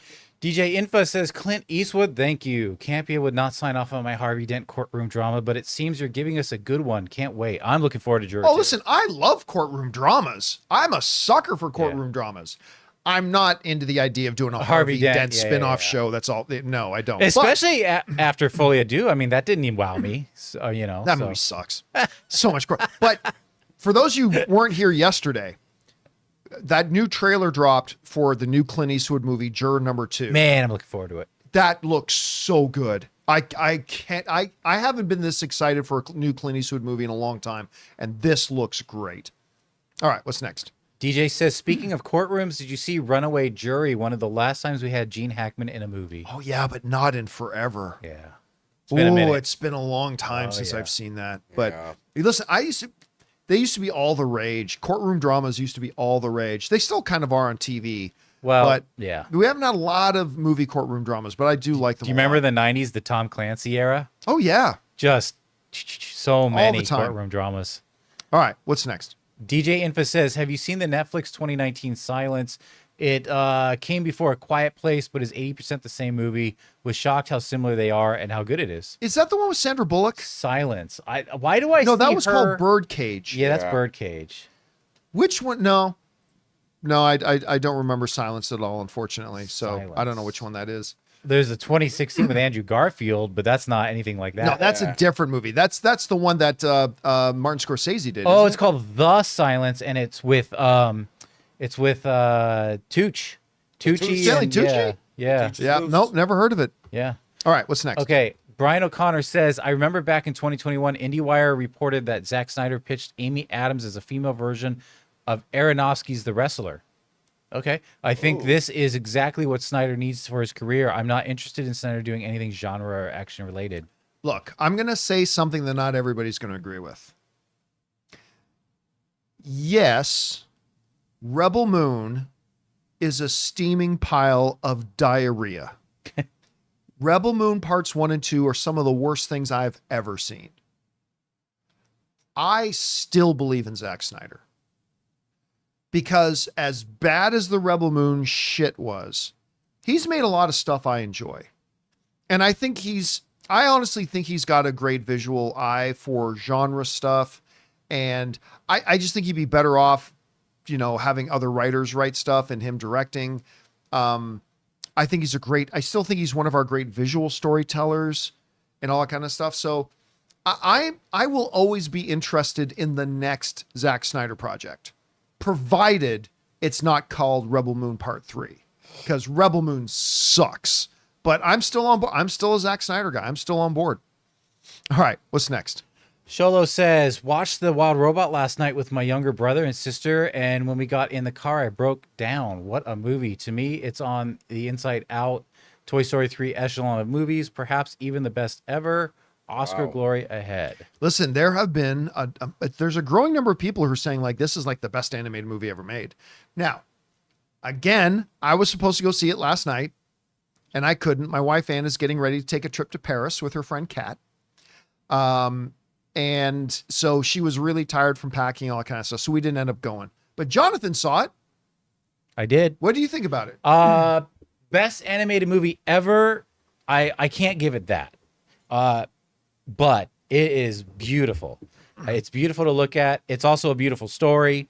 I think I connected more to the Inside Out story and what they were getting at. But I definitely shed a tear to this film. Some people have said like, oh, it's sad. I mean, there's sad moments, but it's very hopeful and I'd say joyous. So don't go into it thinking, for a long time I avoided seeing the Iron Giant The because Iron Giant? I thought it was a tragedy. And then I finally watched it. I'm like, oh my God, this movie's hopeful. It's so good. It's such a great, it nails the ending. And I cannot recommend The Wild Robot more to people. I'm not going to say it's the best animated film ever. It might even be the second best after Inside Out 2. I have to think about it and let it really sink in. Maybe it's the number one of the year, but it's not ever. But go see it. It's beautiful to watch. It's a great story. It's engaging the entire way through. All right. I can't recommend it more. All right, what's next? Scooby Drool with a 3-parter. Hi, John and wonderful crew with the 2014 big box office failures of Madam Web, The Marvels, The Crow, Go On Borderlands, and the recent Megalopolis. All these box office bombs have one thing in common. The first trailer didn't grab our attention. They cause us to be uninterested along with terrible marketing and a prediction they will fail at the box office. I knew the 5 mentioned films before would bomb big time, especially Madam Web with the awful, terrible trailers. Question, what movies did you know or knew would bomb big time, judging by the terrible trailers, bad marketing, bad word of mouth? I remembered Battleship from 2012. Dude, that was so bad. Would be a disaster, judging from the trailers. It looks like a Transformers ripoff.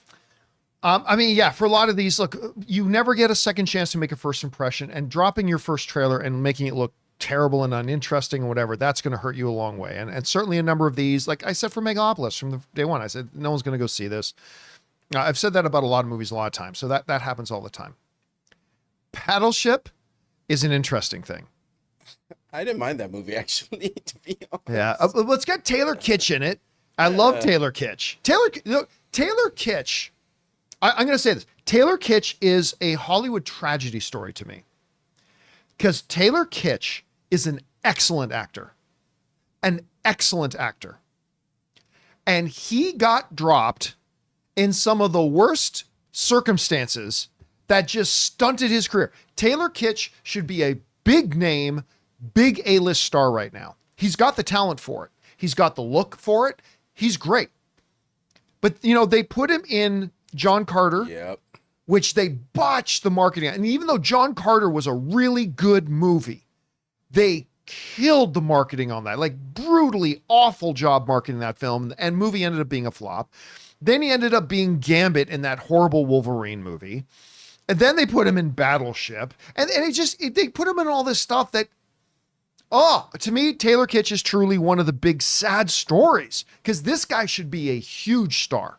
Huge star. Anyway, funny little story about Battleship. I will not name names,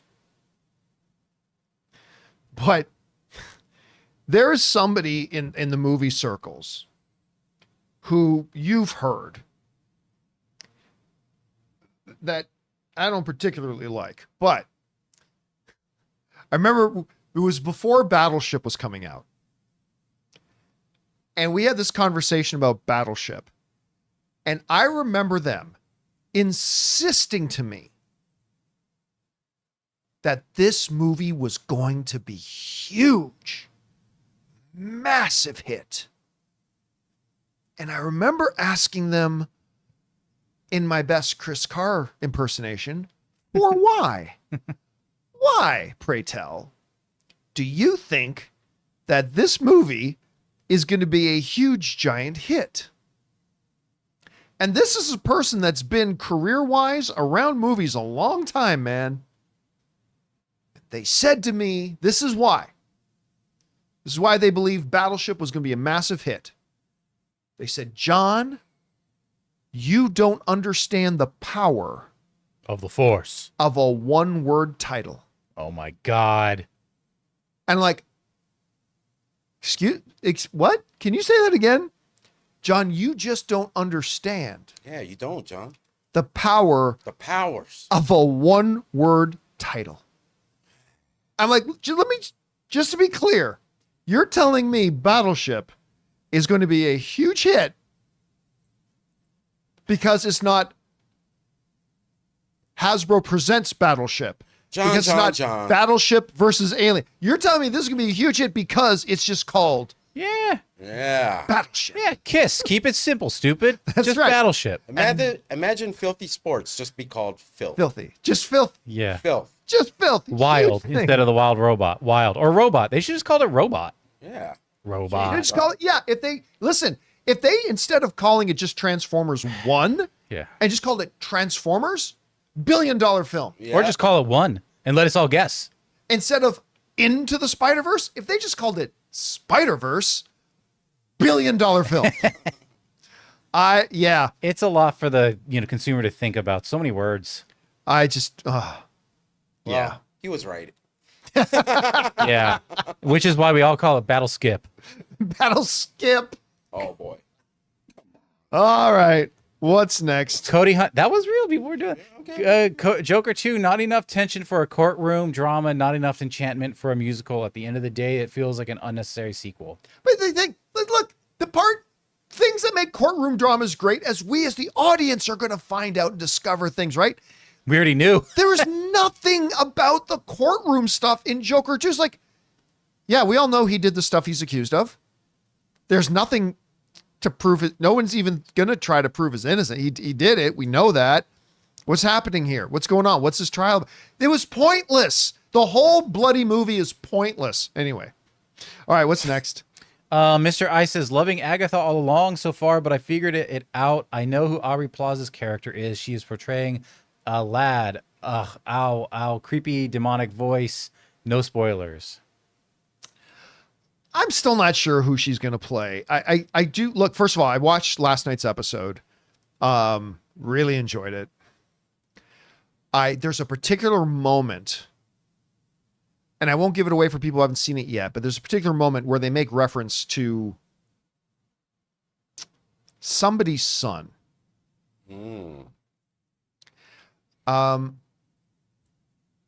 And I just realized, by the way, there's something I think a lot of people missed.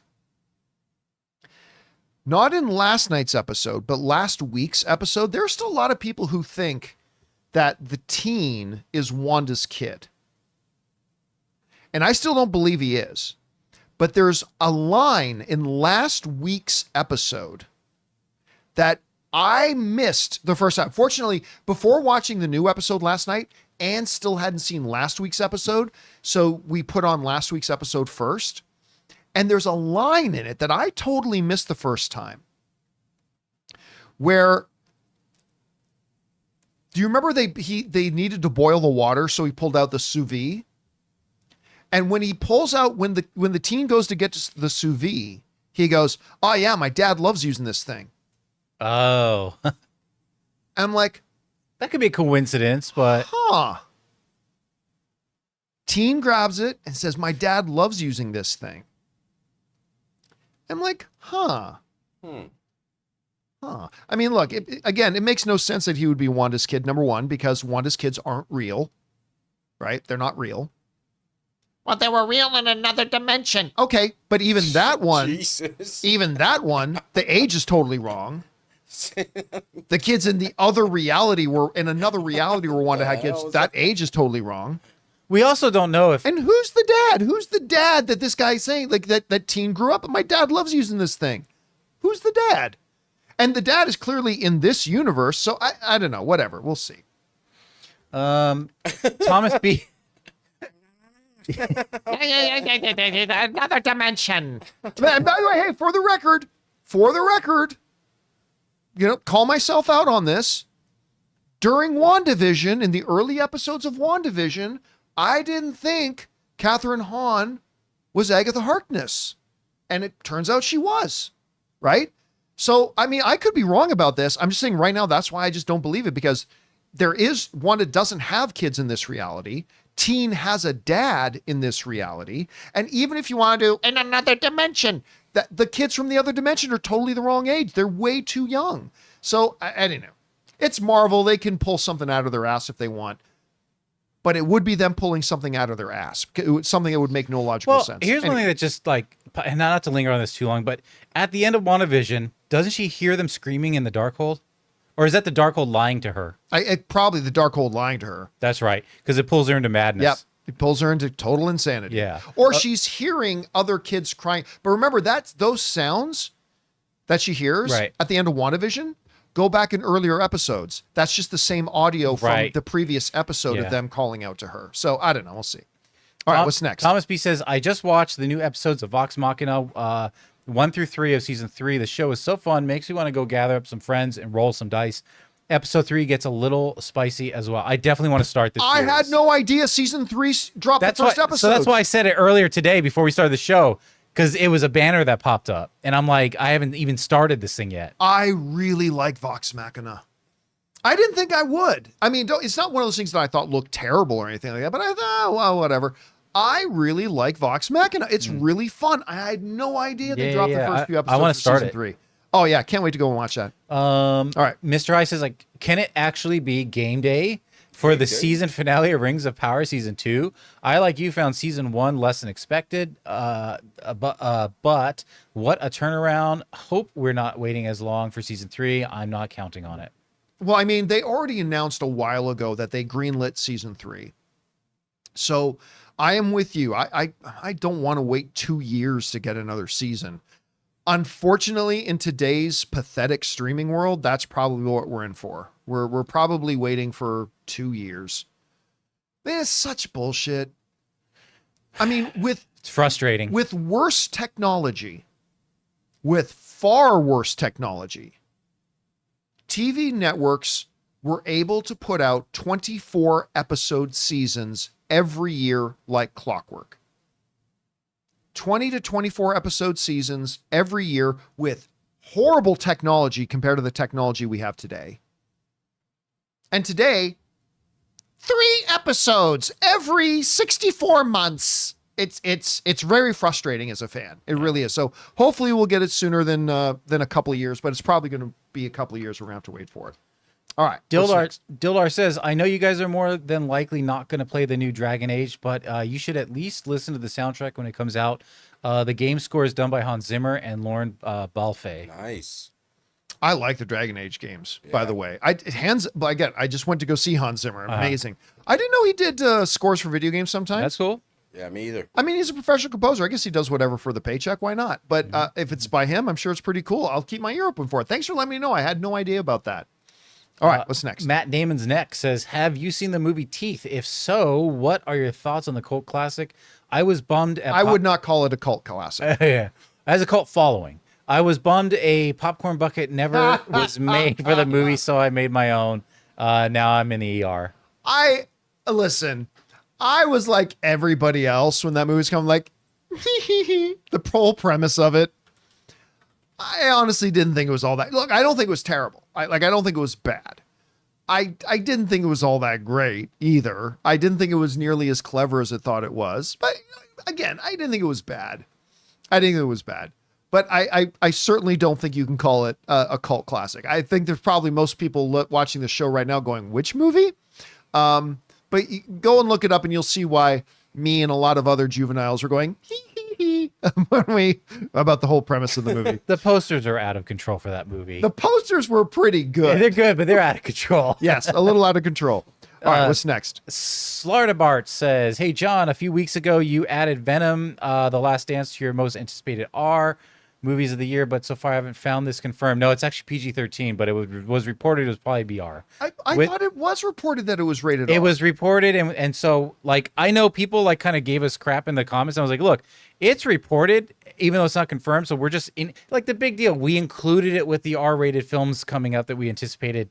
It didn't turn out to be the case. Yeah, there was definitely a report that said it was going to be rated R. And also, but has the MPA actually put out a PG-13 for it? If you look on AMC theaters now, if you want to book it, it's PG-13. I wonder if they changed it because what does happen a lot is that studios submit their movies to the MPA, who then give it a rating. If the studio doesn't like the rating, they will ask the MPA for notes, like just, hey, in theory, if there was something we could do to bump this from, say, an R to a PG-13, or from an NC-17 to an R, what would be one or two things we could do to do that? And then the MPA will send them notes. Maybe they did get an R on their first time out and they decided, let's make it PG-13. Because even Tom Hardy was on record as saying, I think we're going to be getting an R for this. Yeah, and that was before. But anyway, I mean, Craven is definitely going to be R-rated because they came out and said, we're fucking making this R-rated. That's for sure. You can tell by the trailers. Yeah, but right up until this moment, I was today years old when I found out that it's actually going to be PG-13. I've been under the assumption the whole time that it was still rated R. All right. We learn something new every day on our show. David says, going to be the best Christmas ever, Nosferatu. And the Bob Dylan biopic on the same day. If you're going to do the double feature, I guess. Robert Eggers is one of my favorite current directors who I think is perfect for Nosferatu. I'm also a big Dylan fan. I saw him live a few nights ago. Oh, wow. It was great. I've gotten a chance to see him twice, but this was years ago. And listen, it's starring the guy that I think he is not currently, but will be someday the new Daniel Day-Lewis. And that's, I think, Timothée Chalamet is the actor. He's not the best actor in the world right now, but he is getting better and better every time. I think he has more upside. I think Timothée Chalamet has more upside than any other actor alive today. He's at a certain level now, but his ceiling is like way out of radar range. Like what he can become is crazy. So it's starring him. There's already rumblings that Edward Norton is going to get an Oscar nomination for this movie. Cannot wait. And I agree with you. I can't think of a more perfect director for a movie called Nosferatu than Robert Eggers. I loved his movie, The Witch. I love The Northman. I still don't know what the hell The Lighthouse was, but I think he's perfect for this, and I cannot wait to see it. All right, what's next? Pablo says, watched Joker 2 last night. Not great, not awful. No spoilers and kind of dark, but beats the hell out of me actually did make me laugh. I guess that was a line. I can't remember when that line is in the show. Again, I'm loving this thing. I love this show so much. But I can totally see Penguin saying, oh, no, he's saying Joker 2. That was a line from Joker 2. Beats the hell out of. Okay, that's what I'm saying. I can't remember when he said beats the hell out of me. Joker 2. Well, yeah, trash. Just There you go, Paul. total. I don't remember where he says beat the hell out of me, but yeah, total trash. Scoutmaster Kevin says, I'm sorry that they got for Voltron as the choir boy. Father, you want me to what? Look about him. Look, that's just one picture. It's one image, and that was from a long time That was ago. a poorly picked image. I don't know what the hell they were thinking using I don't that even know picture. either. Maybe it was one of the only pictures they had, but it's a bad picture for them to Props use. to them for finding something. Yeah, because not a lot of screenshots. Yeah. All right, what's next? Paul Dean says, hi, Campea crew, one of two. I know you think multiverse is lazy writing, but what about something like having a parallel universe which has a different history? For example, someone from our world ending up in a universe where the Nazis won World War II. Well, that's the Man in the High Castle. I was going to say, there's several shows like that. There's Man in the High Castle. Yeah. There's also another show that J.K. Simmons was in, remember? Where there's a door that leads to a parallel Earth. Oh yeah, that's on That's on Amazon, isn't it? Amazon. What was that I show just started called? the first episode too. Oh god. Wasn't there a movie called like Other Earth or Two Earths too, where you actually can see the other Earth? Well, yeah, that's where you could literally look up and Yeah. see the other Earth. I think that the J.K. Simmons was called Fringes. That's what it was called? No, Counterpart. That's what it was called. Oh, okay. Walter White Walker put it in there. There's Yeah. like a thing in his backyard, right? Like a portal. Not in his backyard, no. Or It was like down in some a government underground bunker okay. where there was a doorway that literally led to another Earth that was almost exactly the same, but a little bit different. And then, yes, what you were describing is exactly Man in the High Castle. That's that movie. All right, what's next? Goes on to say, I know it's not exactly original, but interested in your thoughts. Maybe there could be a lightning hammer as well somewhere. Bring on the filthy. Again, look, something like Man in the High Castle and something like Counterpart, Okay. where sorry. the main crux of the plot line, see, that can work. And listen, again, as somebody who hates time travel in movies, I acknowledge some of the great movies do have time travel. As somebody who thinks multiverse is the most pathetically lazy writing you can ever do, because you have no limitations and you have no consequences to anything you write, I think multiverse is the most ass lazy thing you can do. But like time travel, that doesn't mean there aren't some movies that I think are absolutely fabulous that use it. I just think in general it's a poor choice. The show I was thinking of, it's called Night Sky. It's with J.K. Simmons and Sissy Spacek. They find like a chamber in their backyard. I That don't leads remember to- that one. Leads to a deserted planet, something like that. Okay, I'd never heard of that Yeah. one. So yeah. All right, what's next? We got our final four here. Sounder tips $20. Thank you, Sounder. Appreciate that, man. Having seen both House of the Dragon Season 2 and Rings of Power Season 2, honestly, Rings of Power feels more satisfying taken as a whole. House of the Dragon felt like a bridge season between important events. It is. But it's the journey. But yeah, the story it's the journey is the story. that's like And all of Game of Thrones. I mean, yeah. I disagree. I still think House of the Dragon Season 2 is better than Rings of Power Season 2. I think it's definitively better. But again, man, that improvement from Season 1 to Season 2 in Rings of Power is very impressive. And if they can replicate that going into Season 3, we could be in for something really special. But I still think House of the Dragon is better. All right, what's next? Dr. Stinky says, I saw the TV glow. It's weird, like really, really Oh, yeah, weird. that was really interesting. It's empty, but not in a way you think. If it feels as it's a description of mental health and how you can feel empty and lonely. I don't know if it worked for me, but it has an 80-ish on Rotten Tomatoes. That was one of the those things where I still wasn't. I'd seen a couple of promos for it, and I still wasn't really sure what I was going into when I sat down to watch That's it. with Justice, right? Or like that guy from Pokemon, the lead from Pokemon. Is can't- Is Oh, it? Justice Smith? Yeah, Oh shit! I think you're right. yeah. The TV glow. Anyway, right? again, going into Yes, it, you're right. I really wasn't sure what I was going into. I really didn't, but I thought it was pretty interesting. Kind of had Poltergeist feels just from like. Well, the marketing certainly had a poltergeist. that's what I to mean, it, right? Like Yeah, the marketing, but not the certainly did. movie. All right, what's next? Twilight Boy two-parter. Hey John, you mentioned not liking Terrifier. Which one did you watch? Because I didn't like the first at all. But the second one is the biggest improvements I've seen. The lead in Terrifier 2 is one of the best horror protagonists in recent memory. Most Terrifier fans will tell you to just skip the first altogether, as it was more of a proof of concept than a movie. I'd go so far as to say Terrifier 2 should have been a reboot so people wouldn't associate with the first. P.S. Love the sports channel. I think it was the second one. That tells you how much of an impact it made on me. I think it was the second one. I might be wrong though. I might be wrong. I either way, I just didn't think it was very good. Even just as a pure slasher, I didn't think it was all that good because I like a good pure 80s style slasher movie, but it didn't. But again, that's just me. That's just me. That doesn't mean other people can't enjoy it and like it. And I'm not trash talking. I'm saying it didn't appeal to me. It didn't quite work for me. All right. What's next? All right, we got some members here. All right, let's get some from our members. Kayak says, I've seen Gladiator many times, but last Friday I had the opportunity to see it on the big screen for the first time. Needless to say, I was even more impressed with how great the movie is. Sequel has big shoes to fill. Big shoes to fill. You know, I've always loved the movie, but I remember the first time I saw it. The one problem I had with the first Gladiator is when Maximus is about to escape from the city, and he's got his right-hand man, who eventually was in Sons of Anarchy. He was Chibs in Sons of Anarchy. And he says, we got the soldiers. They're getting fat and lazy, but they're bored. They're ready to go. I wanted to see Maximus at the head of several Roman legions marching on Rome. It was right? a bummer. I was kind of bummed out that didn't happen, but what a brilliant movie. One of the all-time greats. And the fact that you got to see it finally on the big screen is awesome. Yeah. All right, what's next? All right, we got Sean who says, hey guys, I have watched Transformers 1 for the 5th time. Yeah, I plan on nice. seeing it again on Friday. One of the best and heartfelt moments was at the end.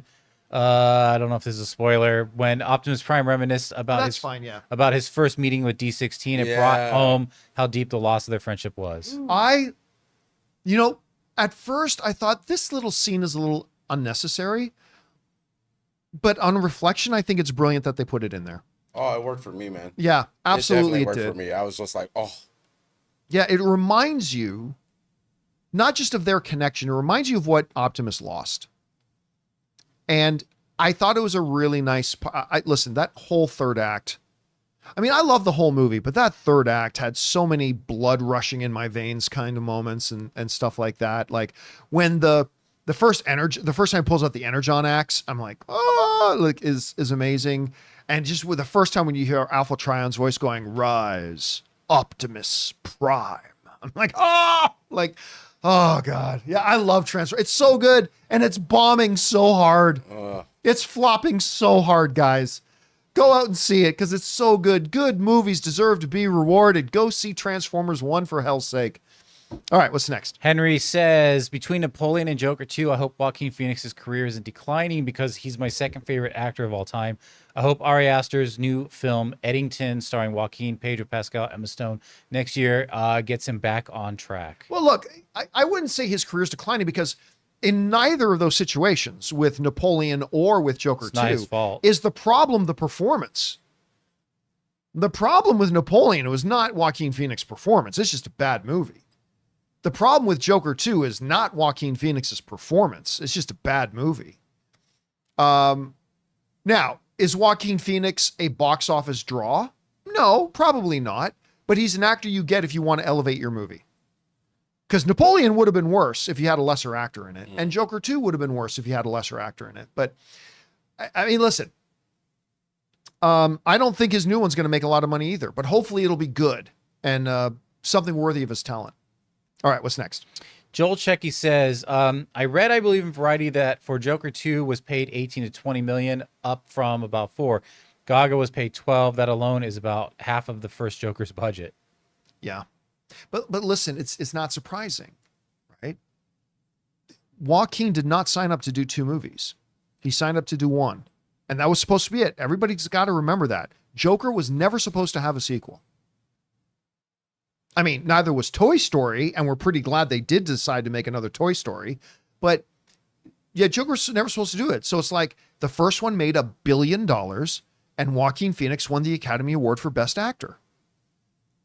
If you're going to get him back, they knew and he knew they would have to pay a lot more to get him back. And it's kind of like Brock Purdy on the 49ers right now. Like, he's the lowest paid quarterback in the league practically because he's on his rookie contract. But guess what? His rookie contract's expiring, and they know they're going to have to pay him a hell of a lot more money next year. That's what happens when you have success. So, yes, they had to pay significantly more for the salaries this time around. And if you're going to get Lady Gaga in it, you're going to have to pay through the nose for it, too. So, it's like, you're right. Just those salaries make up like half the budget of the first film. It's crazy. All right, what's next? Yulatan says, have you seen the 1986 classic FX starring Brian Brown and Brian Dennehy? I recently rewatched it since I was a kid and was thinking, would a remake work in this day and age? Perhaps updating using deepfake and AI. I know I saw the film. First of all, I love Brian Dennehy. Rest in peace, Brian Dennehy. He's one of the greatest character actors of all time. I loved him. I saw that movie when I was a little kid, and I hardly remember anything about it. I'd never seen it. Like, it's not one I've ever gone back and revisited again or anything like that. If I'm even thinking of the right movie, and I think I'm thinking of the right movie, but yeah, I don't even recall it, to be honest with you. But man, Brian Dennehy, oh, what an actor! All right, what's next? Okay, we got King Daddy Goat says, hey, John and crew, the head studio execs who decided Salem's Lot should go straight to streaming should be upset at themselves. This film was great, in my opinion, and would have made good. Yeah. Sorry. LOL. Anyways, are you all checking it out? Thanks for bringing on the filthy. Yeah, I will, but make no mistake, it wasn't going to make any money in the theaters. I really don't think it would have made much money. This is one of those situations where I think, especially after the long delay and everything, this is one of those situations where I think maybe moving it and making it a subscription play might have been the better move for them. I really don't think it was going to make a lot of money, to be honest. All right, last question of the day. Yep, we got Arterial who says, hey, it's my birthday. Happy birthday, brother. Hope y'all have a wonderful day. Wife and I are seeing Joker 2. We are kind of rethinking it just from all the reviews. Any thoughts? Well, if you haven't seen Wild Robot, maybe go see that. Yeah, maybe go see that. But again, listen, just because I want to remind people this all the time with movies that I end up not liking. Just because I didn't like it doesn't mean you won't. Right. Listen, if you loved the first Joker movie, I think you owe it to yourself to go and check out Joker 2. Now, if you really say, John, listen, I got, money's tight. Should I really go see Joker 2? My personal recommendation is no. But if you've been really looking forward to it, maybe you should give it a shot, because just because I didn't like it doesn't mean you won't. 2/3 of critics liked it, But or they give it thumbs up. If you're straight up asking me, should I spend my money on this or should I spend my money on another movie? I'd say Wild Robot, Transformers 1. There's Completely different movies. Yeah, something totally different. Different theme. Yeah, that would be my recommendation. All right, guys.